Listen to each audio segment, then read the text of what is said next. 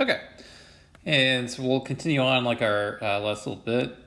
So we also think about criteria for a good theory, right? We also have testability. And this really serves as our way to find out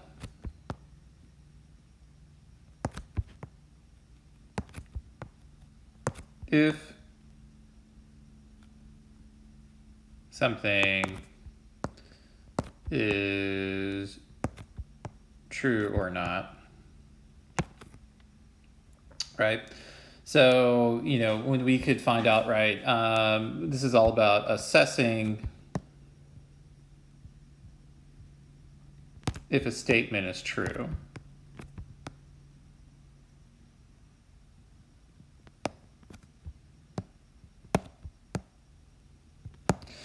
So the way, if we think back to our first example, we think about the drinking leads to yelling, right? How would we go about testing this, right? Well, with this, right, we can assess if this is true. So we can do one of two things, right? We can give people drinks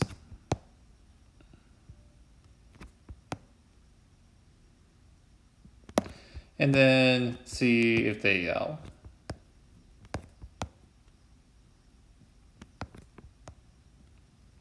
We can also compare against people with no drinks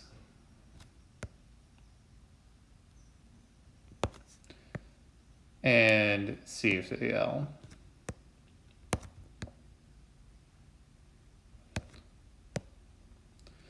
So this theory meets at least one criteria for a good theory, because what ends up happening, right, is that this criteria can be tested and assessed. So the other part is that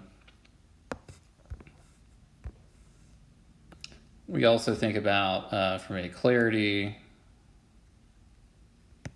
and precision standpoint.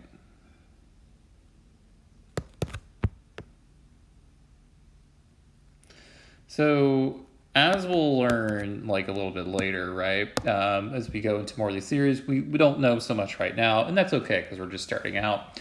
What we're looking for here is that there is a clear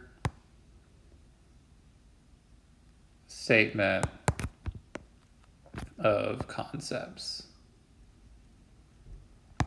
And so what we, end up wanting to do, right, is that we want something that is precise, unambiguous, so it's not confusing, can't be confused for anything else. And then things like that, right?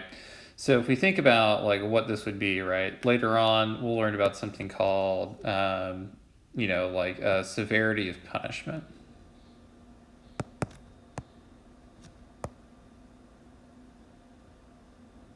When you're explaining like a theory, then it becomes very important to define the term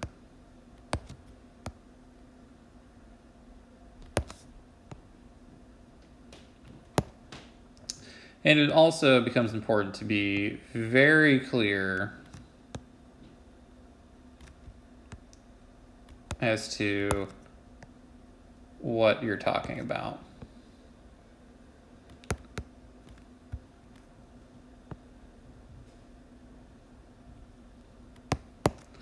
And this should be inclusive. So what does it include?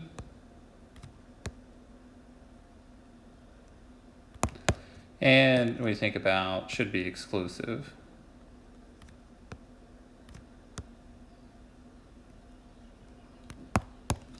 So if we use this and we apply it, this orange is ugly. What do you guys think? Like, I'm never using this orange again. So if you liked it, I'm sorry, it's going away. This is just like the ugliest orange ever.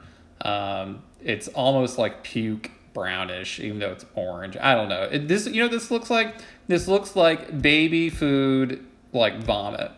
Never using it again. Okay, so when we think about like this drinking issue, right? What we're talking about here is what, right? I just said drinking, right? I did not say it, so it's not clear if this is kombucha or tea or alcohol. Now, in a colloquial sense, we probably assume that means alcohol, right? But when we talk about like a theory, right, and what we're talking about, we need to be absolutely clear what we're talking about. So be clear on what we're talking about.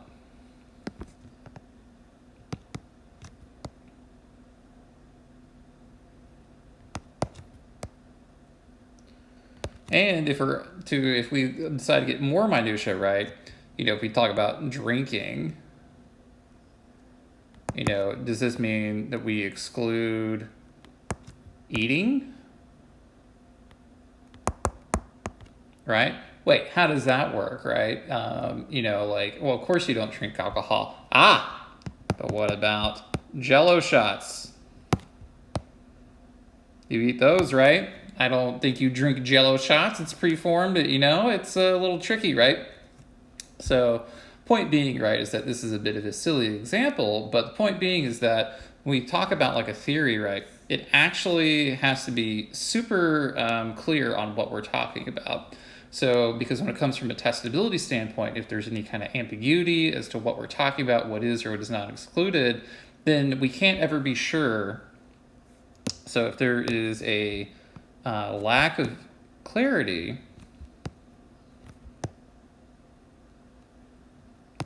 on topic,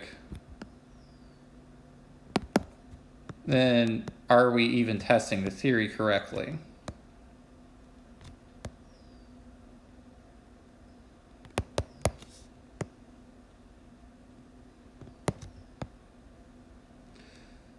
To be fair, right, this does mean we get bogged down in minutia.